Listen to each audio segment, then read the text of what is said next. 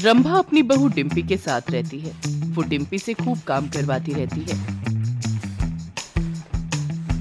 एक दिन डिम्पी अपने मायके गई होती है। जब वो वापस लौट कर आती है तब उसके बर्ताव और हाव भाव में काफी बदलाव होता है। अबे ओए मुफ्तखोर महारानी, चल जल्दी से मेरे लिए गर्मा गर्म चाय बना, और वो भी मसाले वाली। लेकिन रंभा के कहने पर भी डिम्पी ना कोई जवाब देती है, ना हिलती डुलती है। तभी रंभा उसके पास जाती है और रंभा का गला पकड़कर उसे हवा में लटका देती है, जिससे रंभा के पैर जमीन से हटकर हवा में हो जाते हैं। छोड़ बहू, छोड़ मुझे, अरे मैं मर जाऊंगी। क्यों? और ऑर्डर्स दे मेरी डिम्पी को। खबरदार अगर तूने मेरी डिम्पी को परेशान किया तो। रात में जब डिम्पी का पति नित्यम आता है, वो अपने कपड़े उतार कर अंडरवियर पर डांस करता है। ऐसे न मुझे तुम देखो, सीने से लगा लूंगा, तुमको मैं चुरा लूंगा, तुमसे दिल में छुपा लूंगा। ओहो चुम्मा चुम्मा दे दे दे दे दे दे, चुम्मा चुम्मा दे दे चुम्मा। डिम्पी अचानक से नित्यम को गुस्सैल आंखों से घूरने लगती है और वो उसे धक्का मारती है, जिससे नित्यम तेजी से अलमारी से टकराता है। नित्यम डिम्पी की तरफ देखता है कि वो एक जिन्न में बदल जाती है, जिसे देखकर नित्यम की सांसें ही एक पल के लिए रुक जाती हैं और उसका कलेजा मुंह को आ जाता है। नहीं! नित्यम अपने कमरे से बाहर चड्डी पर ही भागने लगता है और डिम्पी भी उसके पीछे भाग। ये देख रंभा डर जाती है। अरे तुम दोनों को अगर सुहाग रात मनानी ही है तो अपने कमरे में बनाओ ना, ये पकड़म पकड़ाई क्यों खेल रहे हो? माँ, अपनी जान बचाओ और भागो, डिम्पी के अंदर भूत घुस गया है। रुक तेरी तो नल्ले, आज तेरी चड्डी उतार कर तुझे मारूंगा। तुझे मेरी डिम्पी के साथ अश्लील हरकत करनी है, डिम्पी सिर्फ मेरी है। नित्यम तुरंत अपने कपड़े लेकर रंभा के साथ भाग जाता है और वो दोनों सीधा पीर बाबा के पास जाते हैं और पूरी कहानी बताते हैं। तभी पीर बाबा उन्हें एक जिन्न की तस्वीर दिखाते हैं। क्या वो भूत ऐसा दिखता है? हाँ पीर बाबा, वो ऐसा ही था। अभी भी उसे देखकर मेरे रोंगटे खड़े हो रहे हैं। फिर तो ये एक बहुत बड़ी मुसीबत हो गई है, क्योंकि ये कोई साधारण भूत नहीं, ये एक जिन है, और जिन खूबसूरत औरतों से जल्दी आकर्षित हो जाते हैं। तुम्हारी बेगम के शरीर में जिस जिन ने अपना घर बना लिया है, वो तुम्हारी बेगम से इश्क कर बैठा है। इसीलिए जब से बहू मायके से आई है तब से वो ऐसी अजीबोगरीब हरकतें कर रही है। रात के अंधेरे में किसी रास्ते से आते वक्त वो डिम्पी के शरीर में घुस गया होगा। बाबा, अब हम उस जिन को डिम्पी के शरीर से बाहर कैसे निकालें?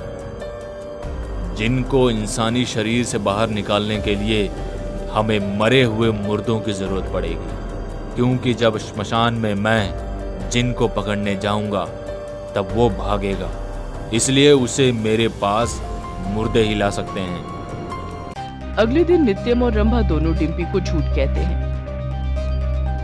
डिम्पी, आज मैं तुम्हें तुम्हारे मायके में छोड़ने जा रहा हूँ, वहां तुम अकेले खूब खुश रहना। हाँ बहू, तू अकेली रहेगी तो सुकून से रहेगी।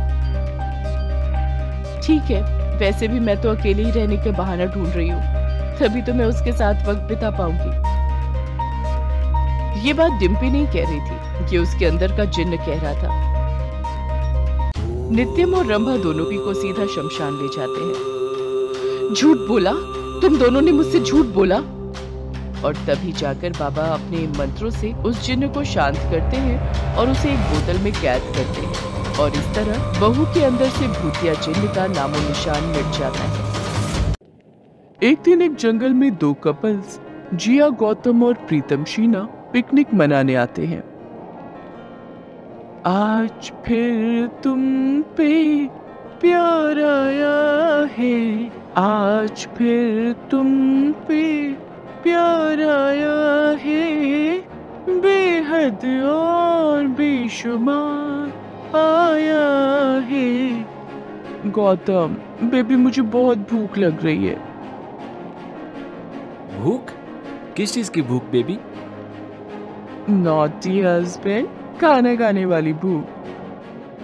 प्रीतम, मैंने सुना है इस पिकनिक स्पॉट वाले जंगल में मीठे फलों के ढेर सारे फल हैं। तुम प्लीज जाकर मेरे लिए ला दो ना। Okay Sheena baby.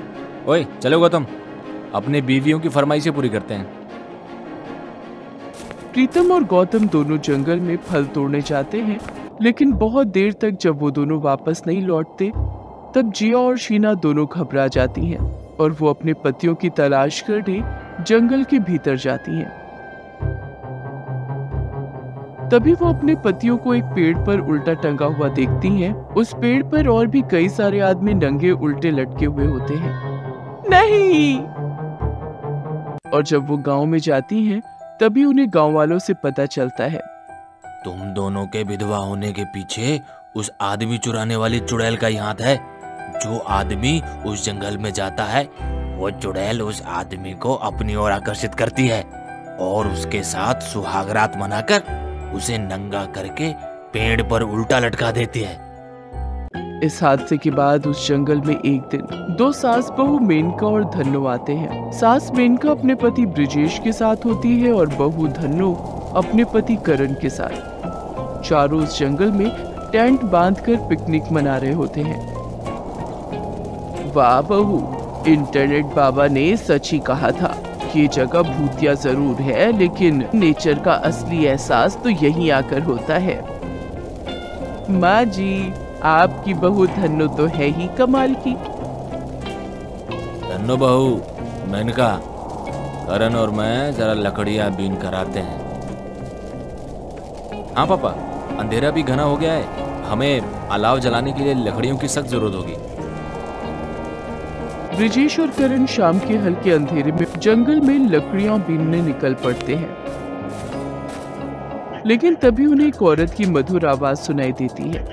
लैला मैं लैला, ऐसी हूँ लैला, हर कोई चाहे मुझसे मिलना अकेला। अरे वाह करण बेटा, इस आवाज को सुनकर ही मेरे बदन के शोले भड़क गए। पापा, वो आवाज वहां उस ओर से आ रही है, चलिए। और वो दोनों झाड़ियों में उसके साथ नाचने लगते हैं। लैला वो लैला, ऐसी तू लैला, हर कोई चाहे तुझसे मिलना अकेला।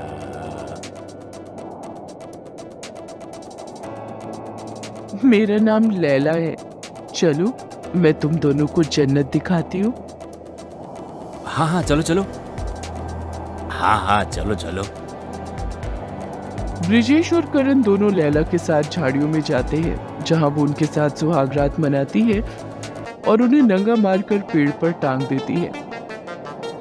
जब सास बहू मेनका और धन्नो अपने पतियों की तलाश करते हुए वहां आती हैं, तब वो लैला को देखती हैं और वो दोनों सभी आदमियों को पेड़ पर लटका हुआ देखकर हैरान हो जाती हैं। उल्टा कलमुही नासपिटी, तूने हमारे पतियों की जान ले ली। तेरी तो ऐसी की तैसी। माँ जी, इसे छोड़ेंगे नहीं अब। लेकिन तभी लैला अपने चुड़ैल के रूप में आ जाती है, जिसे देखकर धन्नो और मेनका बहुत डर जाती हैं। नहीं, ये तो एक चुड़ैल है, भागो। धन्नो और मेनका दोनों वहां से भागने लगती हैं और चुड़ैल लैला भी उनका पीछा करती है। भागते भागते मेनका एक नदी में छलांग लगा देती है, लेकिन धन्नो वहीं पीछे रह जाती है। अब तुझे कौन बचाएगा? मैं तुझे मार दूंगी। नहीं, मुझे छोड़ दो, मुझे बख्श दो चुड़ैल। चुड़ैल जैसे ही धन्नो पर हमला करने जाती है, मेनका उस नदी के अंदर से शंख लाती है और उस शंख को फूंकती है और शंख की दिव्य और पवित्र ध्वनि को सुनकर चुड़ैल के कानों से खून निकल आता है।